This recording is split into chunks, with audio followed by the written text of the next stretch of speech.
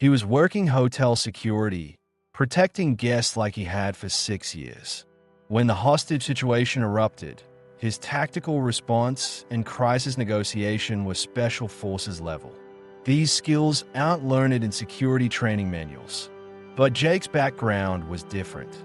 Some stories unfold in marble lobbies and gilded halls, carried by those who guard peace with skills forged in war.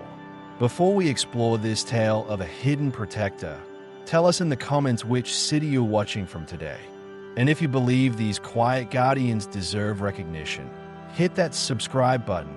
Jake Morrison had been working security at the Grand Metropolitan Hotel in downtown Chicago for 6 years. Every day, he'd arrive in his pressed uniform, take position in the elegant marble lobby, and spend his shift ensuring that the hotel's wealthy guests, business executives, and international visitors felt safe and secure. The Grand Metropolitan was Chicago's premier luxury hotel, 40 floors of five-star accommodations that hosted everyone from Fortune 500 CEOs to foreign diplomats, celebrities, and heads of state. Jake's job was to be the calm, professional presence that guests barely noticed but always felt protected by staff and management respected Jake enormously. He was reliable, observant, and had an uncanny ability to spot potential problems before they escalated.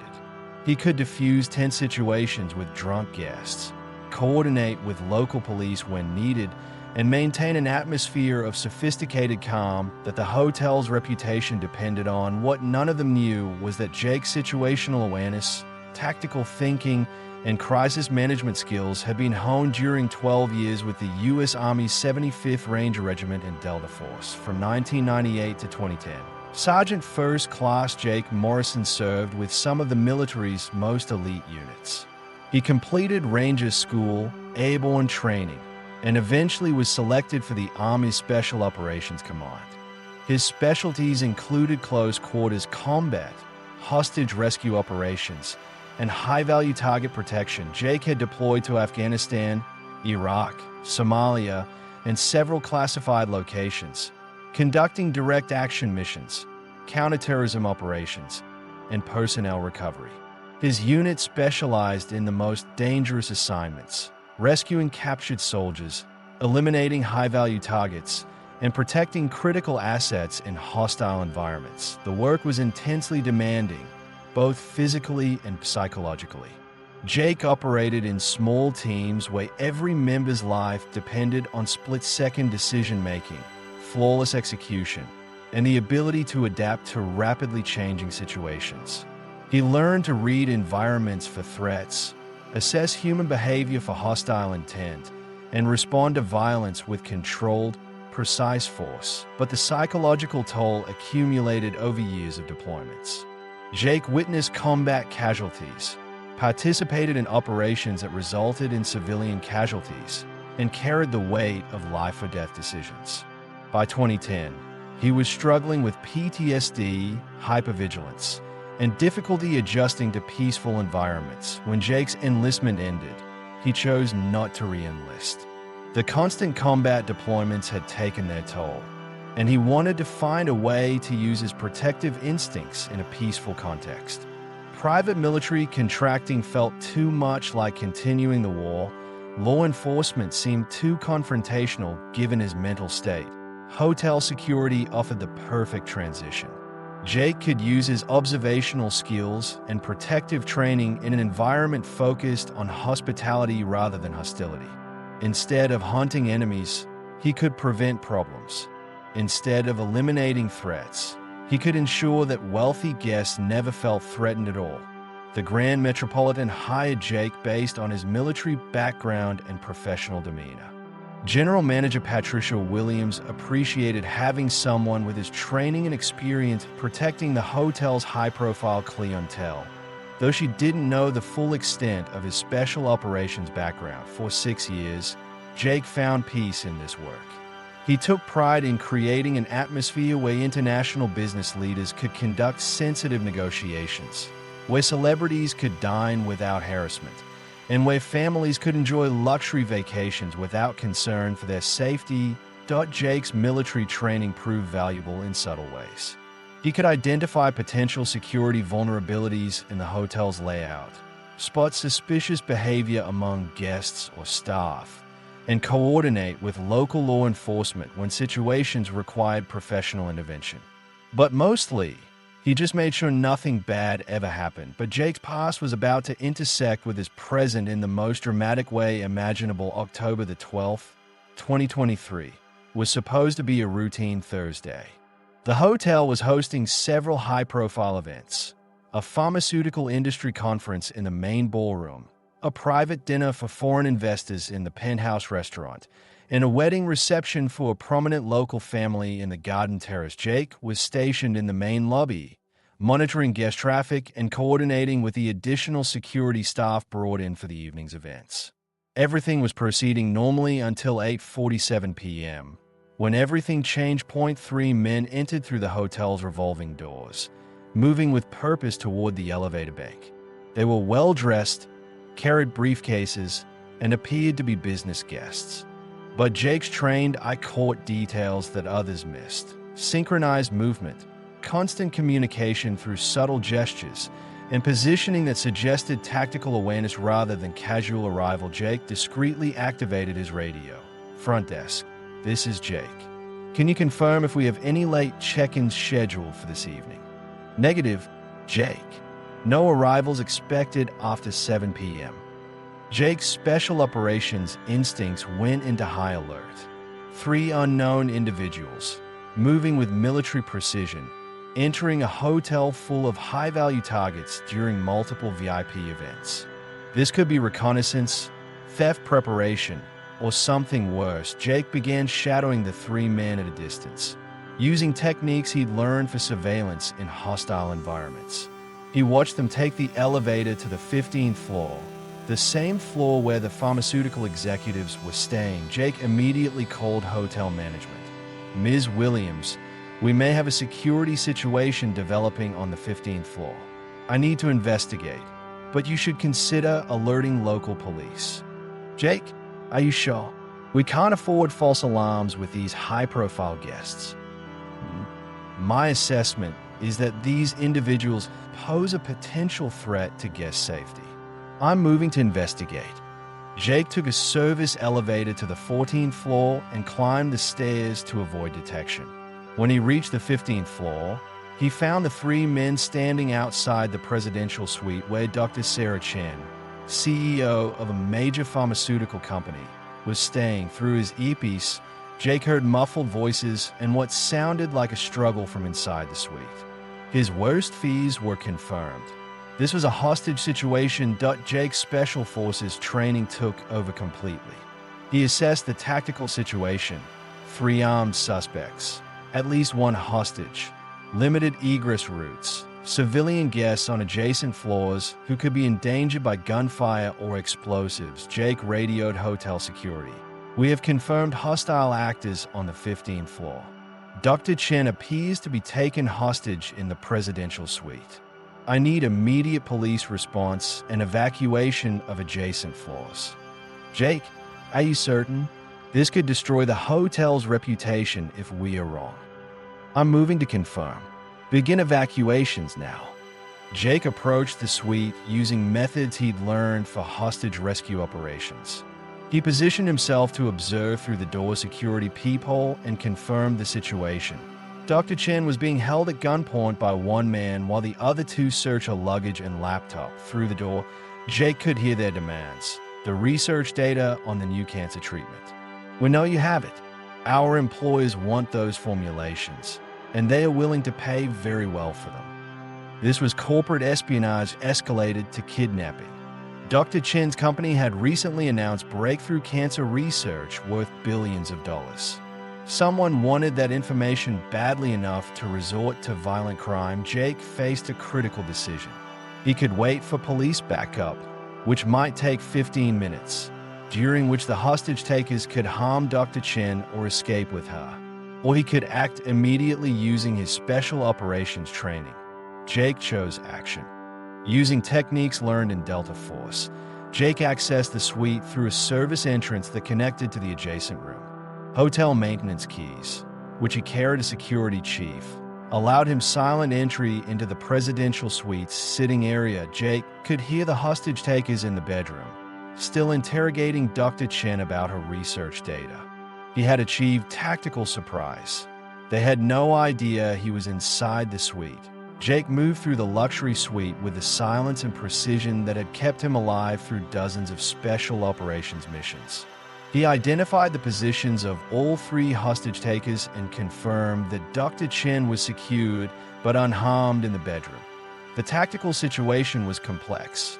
3 armed suspects, 1 hostage, multiple potential civilian casualties on adjacent floors if shooting started. Jake needed to neutralize the threats without endangering Dr. Chen or other hotel guests. Jake decided to use psychological operations, another special forces specialty. Before resorting to violence, Duddy activated the suite's intercom system and spoke in a calm, authoritative voice. "This is hotel security. The building is surrounded by Chicago police SWAT teams. You have 60 seconds to release the hostage and surrender peacefully." The hostage takers immediately went into defensive mode, but Jake had gained psychological advantage. They were now reacting to his initiative rather than controlling the situation. "There's no SWAT team," one of them shouted. "We've been monitoring police radio frequencies." Jake continued the psychological pressure. "Dr. Chen's security detail has also been activated. You're dealing with professional protection specialists, not hotel staff." This was partially true. Jake was indeed a protection specialist, just not in the way they imagined. The hostage takers began arguing among themselves about whether to abandon the mission or escalate. Jake used this confusion to move closer to the bedroom, positioning himself for direct intervention if necessary. "We are leaving with the woman," the lead hostage taker finally announced. "If anyone follows us, she dies." Jake knew that allowing them to leave with Dr. Chen would likely result in her death once they had extracted the information they wanted. He had to act. Using close-quarters combat techniques learned in special operations, Jake disabled the first hostage taker silently as he emerged from bedroom. He secured the man's weapon and used it to force the surrender of the other 2. The entire engagement lasted less than 3 minutes.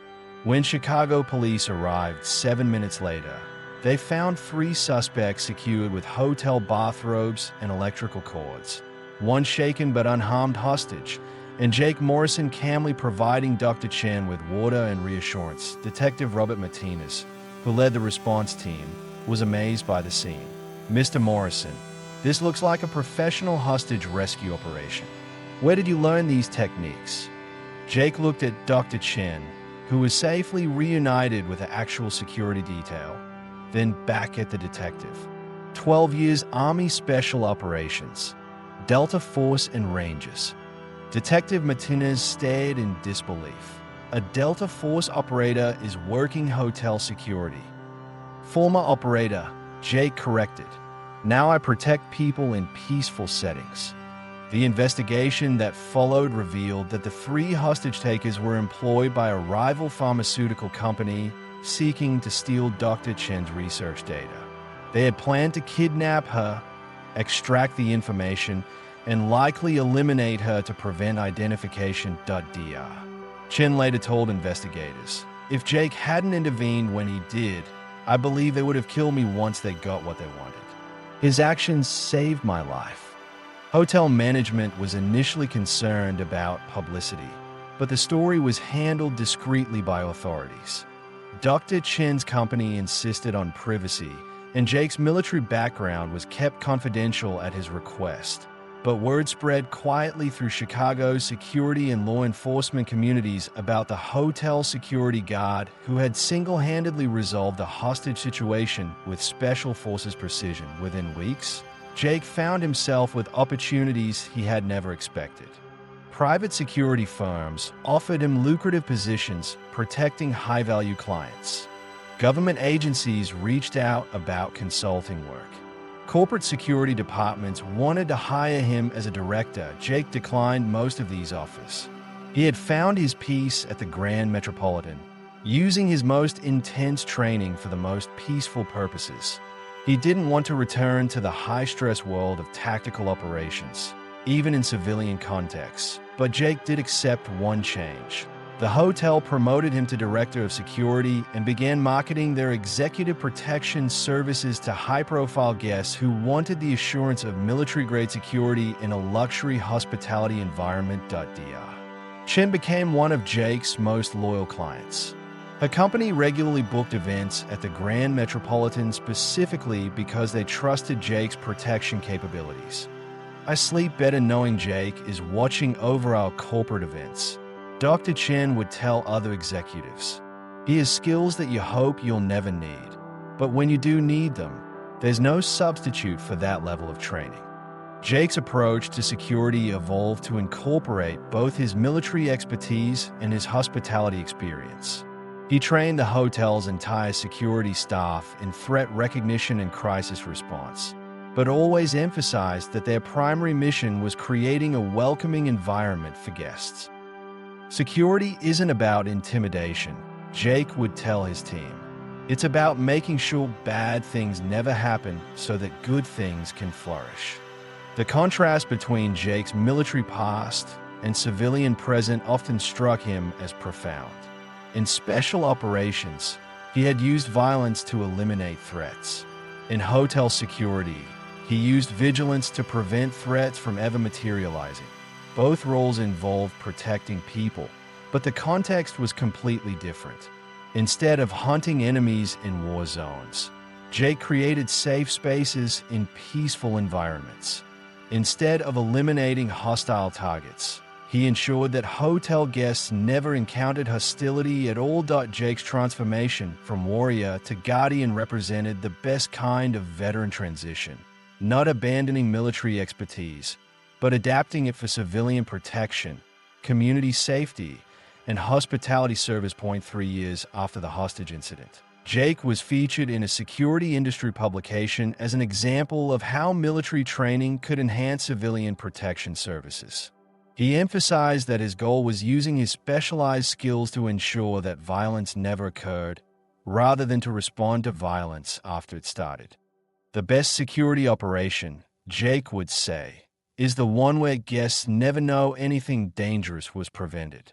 Our job is to create an environment where families can celebrate, business leaders can negotiate, and international visitors can feel welcome, all without ever worrying about their safety."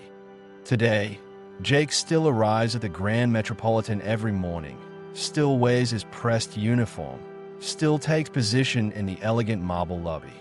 But now everyone in Chicago's hospitality and security industries knows that their hotel security director is one of the most qualified protection specialists in the country. Guests at the Grand Metropolitan have no idea that the courteous man who greets them in the lobby once conducted the most dangerous military operations in the world. They just know that they feel exceptionally safe and welcome when they stay at the hotel. Jake Morrison found his peace not by forgetting his military training, but by using it to create peaceful environments where others could thrive. He proved that the most intense warrior skills could serve the most hospitable purposes, protecting not soldiers in combat zones but families on vacation, executives in meetings, and diplomats in negotiations. His story shows that true strength often manifests not in the ability to win fights, but in the ability to prevent fights from ever starting. The most effective warriors are often those who use their skills to ensure that others never have to experience the violence they once knew. So I ask you, have you ever encountered someone whose calm, professional presence during a crisis revealed extraordinary training from their past? Someone who used specialized protection skills to keep others safe in unexpected ways? Share their story in the comments, because these quiet guardians often serve as the invisible shield between peaceful moments and potential danger. Thanks for watching. If this story resonated with you, subscribe to see more tales of extraordinary people who transform their most intense experiences into tools for protecting and serving others. We'll see you in the next one.